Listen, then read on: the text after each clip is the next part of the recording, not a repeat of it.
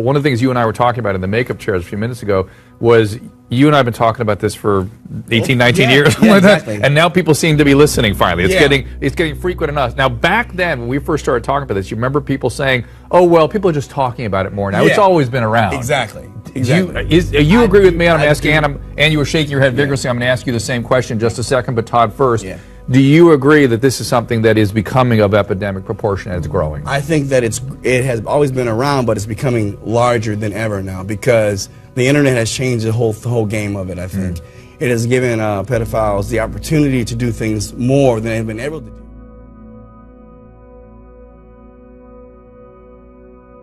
It was a very powerful night. We just passed Frances McDormand at the photos, and she said, "What a night to be in that room." And it does feel like a very, very historic night. And Oprah captured it incredibly well. Yeah, it was powerful. For too long, women have not been heard or believed if they dared to speak their truth to the power of those men. But their time is up. It was the main event in a different type of award show for Hollywood, one where activism became the accessory to vote. A sea of black dress reflecting the tidal wave shift of the Me Too and Time's Up movements. When James Franco won a Golden Globe Award Sunday, he was wearing a Time's Up pin, promoting a new campaign to fight sexual harassment and gender discrimination. But following his win, a number of women went on social media to accuse him of sexual misconduct. James Franco sure looks uncomfortable. But I wanted to ask you about some criticism that you got on a Golden Globes night. The way I live my life, I can't live if there's restitution to be made. I will make it. So if I've done something wrong, I will fix it. I have to. I completely support people coming out and being able to have a voice because I didn't have a voice for so long. So I don't want to, shut them down in any way. It's I think a good thing, and I support it. This morning, the New York Times announcing it has canceled a panel discussion with Franco because of these allegations. By the way, my thing is this: it's not just Hollywood's dirty little secret; it's the world's dirty little secret. This is something that's been going on not just in Hollywood but everywhere. People are afraid to talk about it. The Me Too campaign has shone a light on the world of sexual harassment in the entertainment industry here in Australia and in Hollywood and right around the world. Corey Feldman was a child superstar of the 1980s who says child abuse and pedophilia rings operate in the entertainment industry. Whether he was playing Mouth in Goonies, first you gotta do the truffle shuffle, Teddy in Stand By Me, oh, Gordy just screwed the pooch, or starring alongside his best mate Corey Haim in Lost Boys, Corey Feldman looked like he had it all.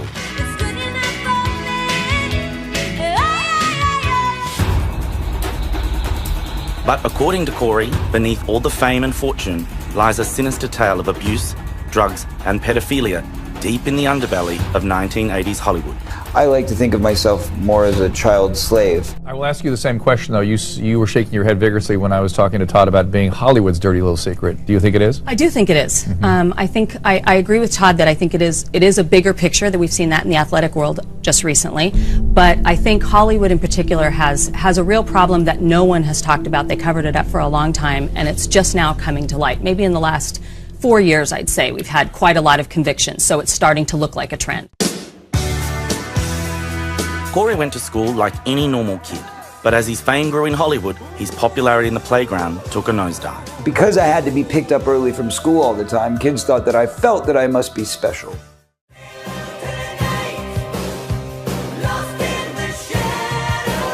With his life a mess, Corey turned to Hollywood. The closest thing I remember to having as confidants or friends were directors and producers of commercials that would come to me and say, "Hey, you all right, kid? Why do you seem so unhappy? Why are you so miserable to be here?" And I'd be like, no, I'm happy to be here. Trust me, because if not, I'd be at home, and home is much worse. It's an unspoken code, just like the unspoken code that if you hear that somebody's being molested, you look the other way.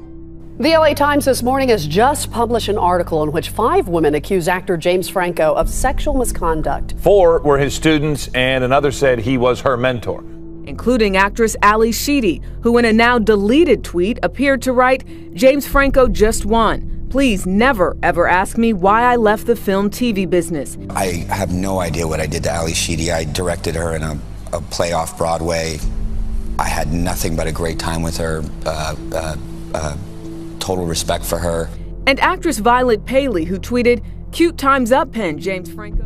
Who tweeted that Franco pushed her head down in a car towards his exposed groin. One woman says while she and 3 other women filmed a nude scene with Franco 3 years ago, he removed protective plastic guards covering other actresses' genitals. 2 other student actresses also recounted negative on-set experiences. Both said Franco became angry when none of the women, while at a shoot, would agree to be topless. The Golden Globes. So I want all the girls watching here and now to know that a new day is on the horizon.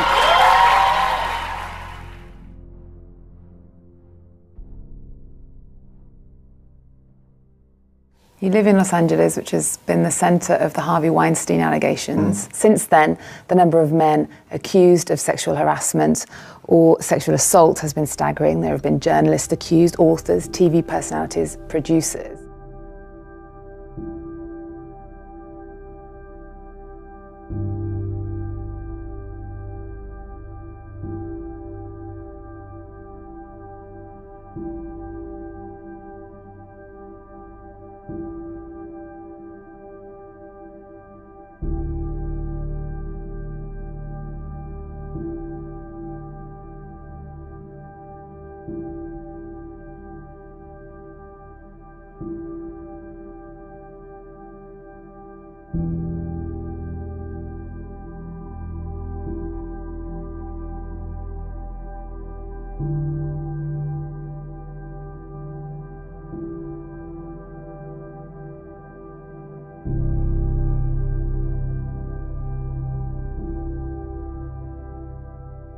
Have you come across a lot of this behaviour in the music industry? I haven't come across it, but then that's not to say that it doesn't exist. It's very different, the movie industry. You know, people have often asked me, why don't you act? You know, you'd be a really good actor. And, you know, my case response has always been, oh, no, I don't have passion for it. You know, and therefore I wouldn't be good at it. Well, okay, hashtag real talk for a second.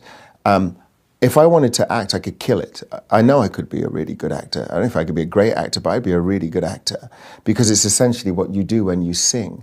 But I've never wanted to do it because of the lack of control of my own destiny. There's such a great power imbalance. There are these few people that wield all this power. I think it's great that it's all coming out in the open. And when that new day finally dawns, it will be because of a lot of magnificent women, many of whom are right here in this room tonight, and some pretty phenomenal men fighting hard to make sure that they become the leaders who take us to the time when nobody ever has to say, "Me too," again.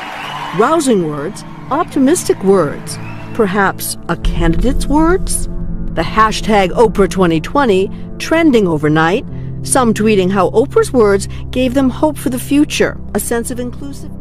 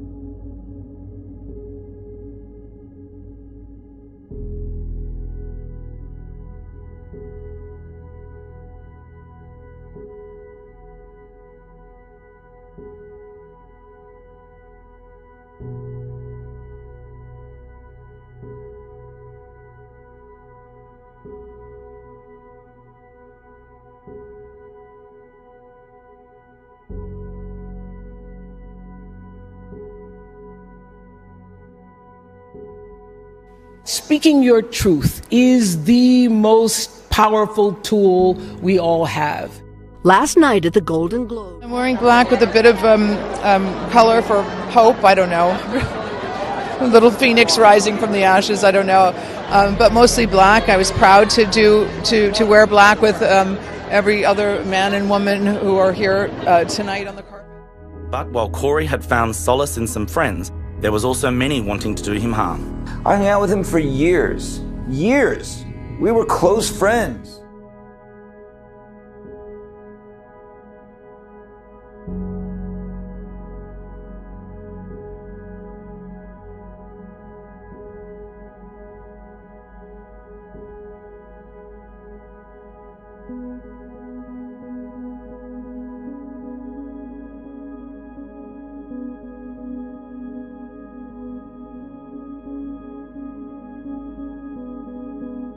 Beneath this child actor's cheeky smile and brash attitude was a victim of an alleged pedophile ring.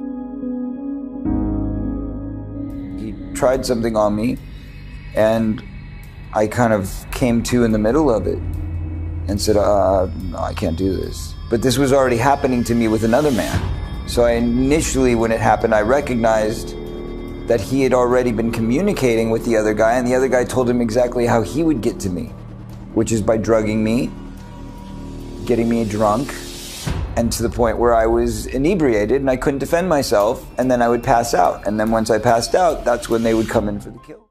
And 24 hours later, we got a call from the Today Show like superheroes. They said, we're gonna save you. I get to the Today Show, and the guy to interview me is Matt Lauer. And Matt Lauer basically does everything he can to discredit me, and sits there and basically shames me for the fact that I'm fighting this fight. In all fairness, though, we've been down this road before with you, and you have promised in the past to name names. Never. In your book, you said, when you were talking about your book, you said you were going to blow the lid off of this. This is why I'm doing this, because when I wrote my book, the publishers prevented me from writing the names down. That's what I meant by we were down this road before. Yeah. And just a month and a half later, karma comes back, bites him in the ass. Dear colleagues, on Monday night, we received a detailed complaint from a colleague about inappropriate sexual behavior in the workplace by Matt Lauer. It represented, after serious review, a clear violation of our company's standards. As a result, we have decided to terminate his employment.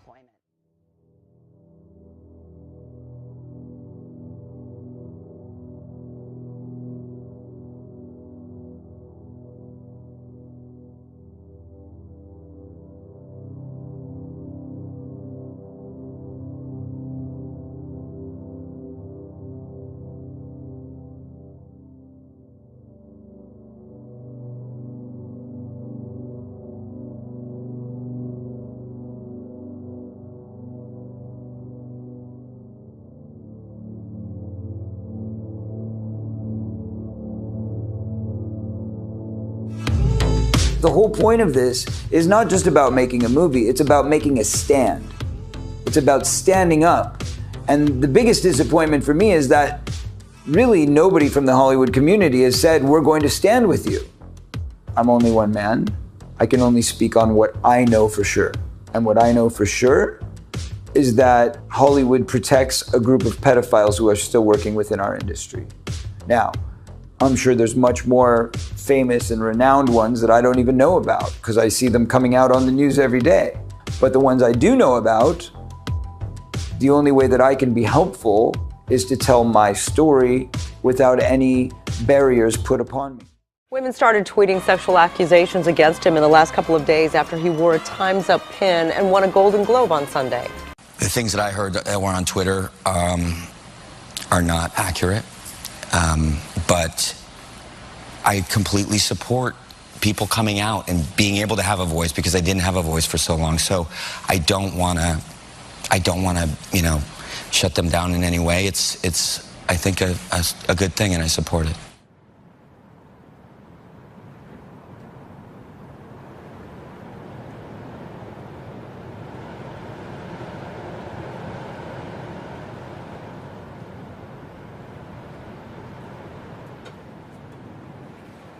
By the way, my thing is this: it's not just Hollywood's dirty little secret; it's the world's dirty little secret.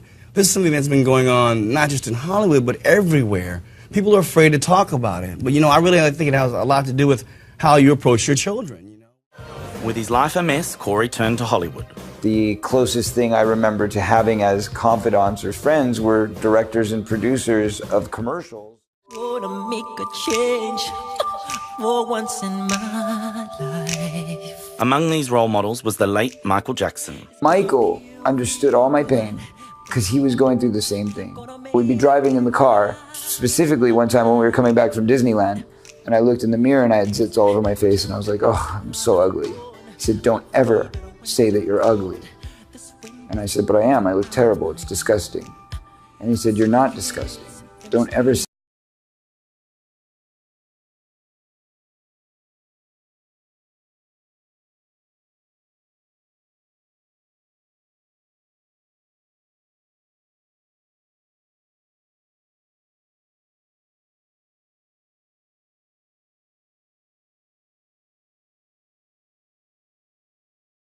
I mean, he'd certainly saved my soul.